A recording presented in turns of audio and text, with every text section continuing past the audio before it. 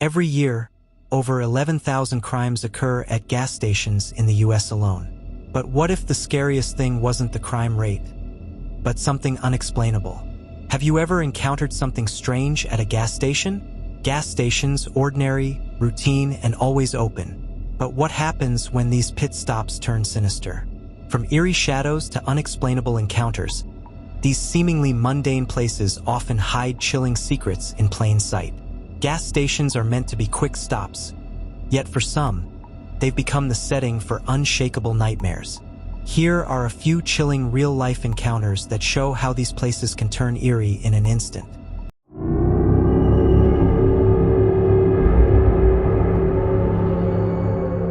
Working the night shift at a small, remote gas station has its perks.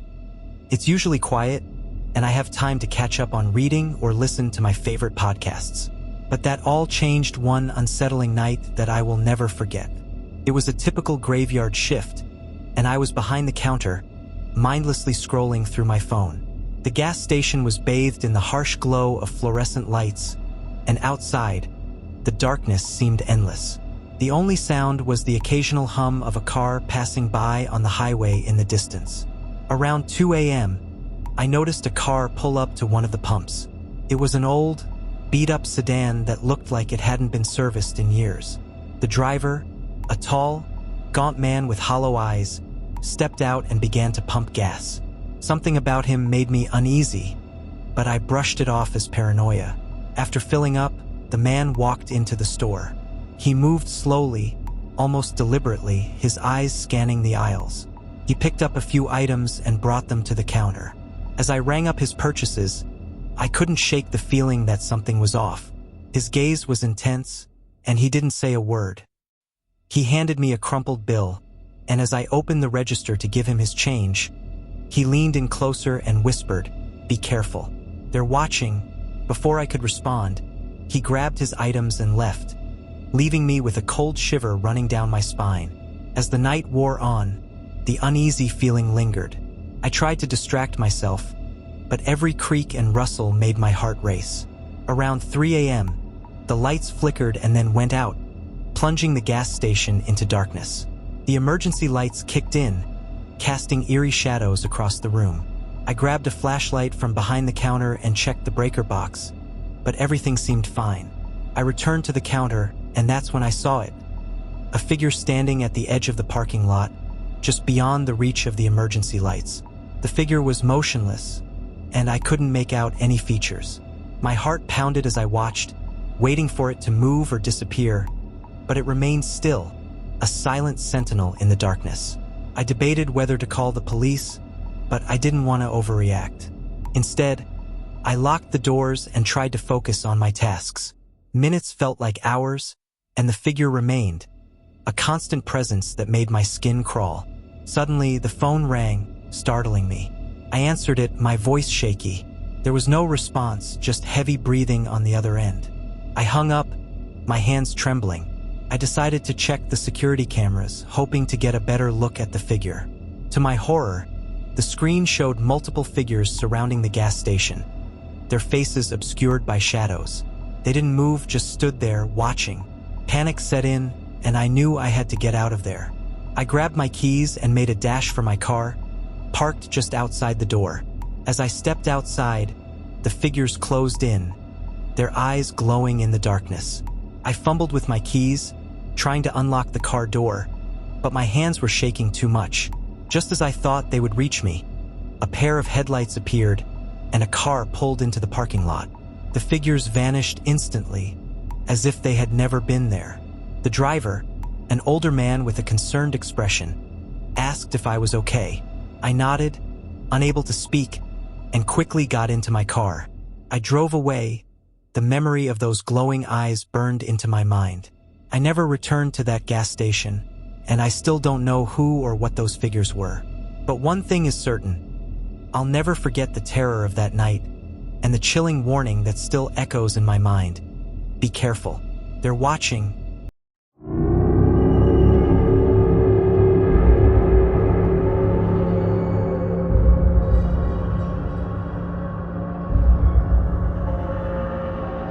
It was nearly midnight when I saw the glowing sign of the gas station in the distance.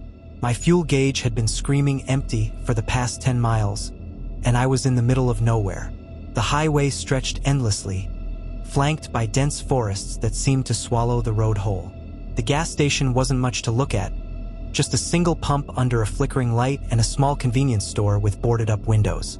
It seemed deserted, but I didn't have a choice. As I pulled up to the pump, the silence hit me harder than I expected. No hum of insects, no distant cars, just the sound of my engine as I killed it. The pump handle felt greasy, and it took a moment for the machine to process my card. As I waited, I glanced around. The convenience store's neon opened sign blinked erratically, casting an eerie glow on the cracked asphalt. Inside, I could see a shadowy figure behind the counter, motionless, as if watching me. I told myself I was just being paranoid. It's late. People get tired. Still, the figure's stillness unnerved me. After fueling up, I decided to grab a drink to stay awake. As I pushed open the creaky glass door, the bell above it let out a hollow ding.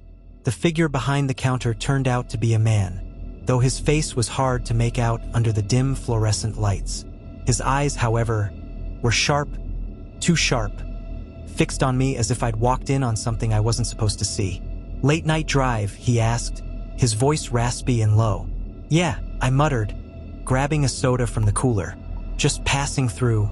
As I placed the drink on the counter, I noticed his hands. They were covered in grime, nails blackened and chipped. A faint, coppery smell wafted from him, making my stomach churn. He didn't scan my drink. Instead, he leaned in closer. "You shouldn't be out this late," he said, his tone flat but heavy with something I couldn't place. I forced a chuckle. "Yeah, well, gotta get where I'm going." He didn't smile. "The roads aren't safe. Not for you." That's when I heard it. A faint shuffle from the back of the store. My eyes darted to the narrow hallway leading to the restrooms and storage area. The man didn't react, as if he hadn't heard it, or maybe he was ignoring it. "You need to leave," he said, sliding my soda back across the counter without ringing it up. "Now?" His urgency was unsettling, but I wasn't about to argue. As I turned to leave, the shuffling grew louder, and this time, it was accompanied by a low, guttural groan. I froze. "Go!" The man hissed, his voice breaking into a shout. I bolted out the door, but as I reached my car, I couldn't resist looking back. The man was standing at the entrance, his silhouette framed by the dim light. Behind him, in the darkness of the store, something moved.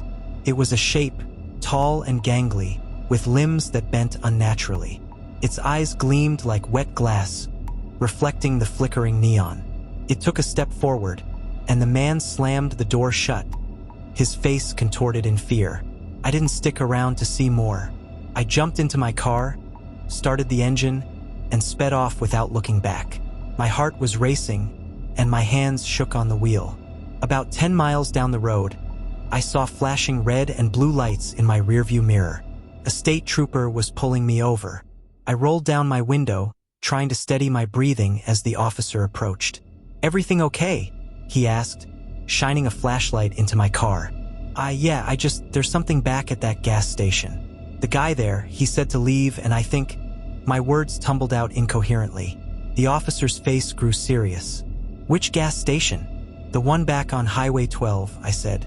He stared at me for a long moment before lowering his flashlight. "Son, that station's been closed for years. Burned down after a robbery went bad. They never caught the guy who did it."